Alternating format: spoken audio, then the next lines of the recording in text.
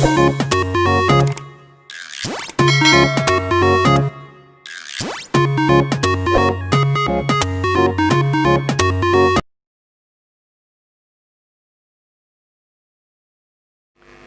Students, आशा करती हूँ कि आप सारे लोग बहुत अच्छे होंगे और सारे ही अपने घरों में एकदम से सुरक्षित होंगे। Welcome to my YouTube channel Kiran Adi शिक्षा।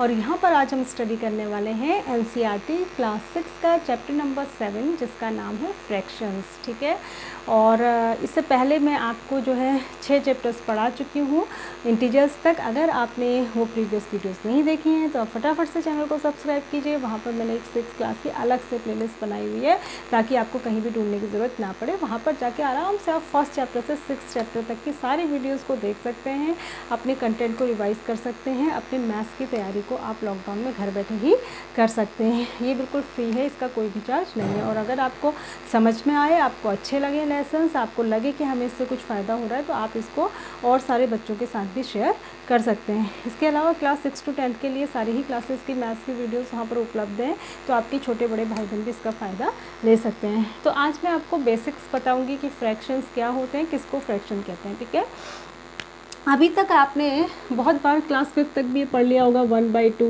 1/3 ऐसे जो अपॉन में लिखा रहता है, इन्हीं को हम फ्रैक्शंस कहते हैं। ठीक है, लेकिन कैसे फ्रैक्शन में क्या फ़र्क है?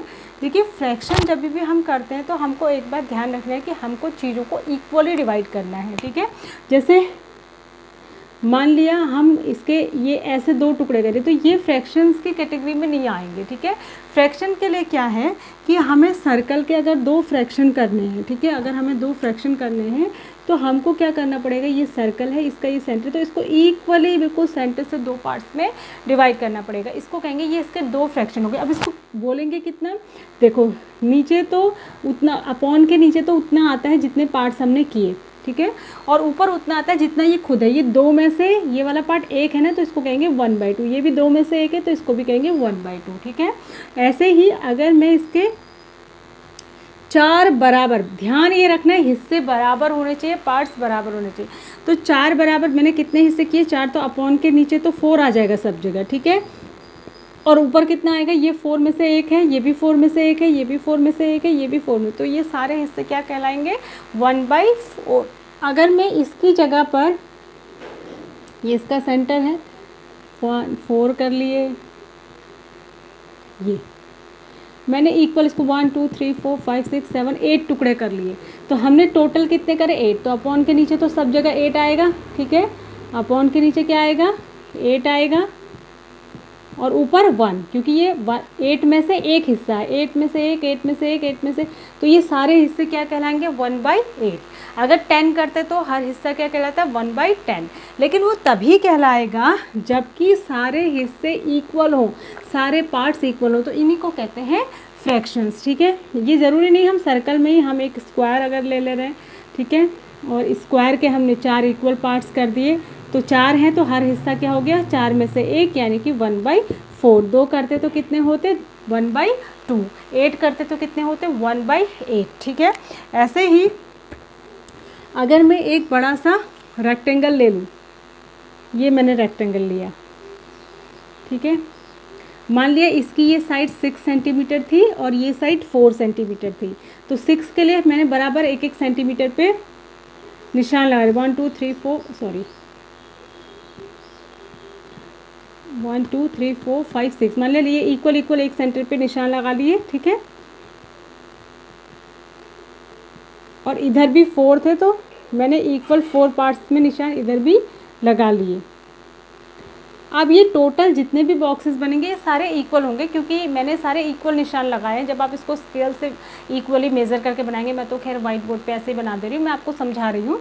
तो अब ये कितने हो गए, 1 2 3 4 5 6 7 8 9 10 11 12 13 14 15 16 17 18 19 20 21 22 23 24, जितना इसका और इसका मल्टीप्लिकेशन है उतना ही ये बॉक्सेस आएंगे। तो इसका हर बॉक्स क्या कहलाएगा, 1/24, क्योंकि 24 में से एक है। ठीक है, तो हर बॉक्स की वैल्यू क्या हो जाएगी, 1/24। अब इसमें से अगर आपको कोई कहे, देखो क्वेश्चन इसमें 2 तरीके के आते हैं, या तो ये कहता है कि इतने पार्ट को शेड कर दो। मान लिया आपसे कहेगा कि ये एक बॉक्स है, ठीक है, इसमें से आप जो है 5/24 पार्ट को शेड कर दो। तो 5/24 का मतलब है कि 24 इक्वल पार्ट्स हैं, उसमें से 5 पार्ट्स को शेड कर दो। तो आप 5 डब्बों में शेड कर देंगे, या रेड कर दो कहेगा तो इनको रेड कर देंगे, ग्रीन कर दो कहेगा तो ग्रीन कर देंगे। अगर वो कहेगा 5/24 को रेड कर दो, उसके बाद 12/24 को जो है वो ग्रीन कर दो। तो इस तरीके से जितना भी उसने दिया है, फिर 12 बॉक्सेस को ग्रीन कर देंगे और बाकी के जितने बचे हैं ये कहेगा 7/24 को ब्लू कर दो, ठीक है। तो ऐसे भी क्वेश्चंस आते हैं। या इसका उल्टा आता है, उसने खुद कलर करके दिया होता है और आपसे पूछेगा कि कितना पार्ट इसका ब्लू है, कितना पार्ट उसका रेड है, कितना पार्ट उसका ग्रीन है। तो आप क्या करेंगे, जितने पार्ट्स बने होंगे उनको काउंट करेंगे और टोटल से डिवाइड कर देंगे। जैसे अगर इसने यहाँ यहाँ यहाँ यहाँ यहाँ यहाँ यहाँ यहाँ रेड किया होता और हमसे पूछ रहा होता कि बताइए कि इसका कितना फ्रैक्शन रेड है, तो हम इनको काउंट करते रेड वालों को 1 2 3 4 5 6 7 8 8, तो इतना पार्ट इसका रेड है। अब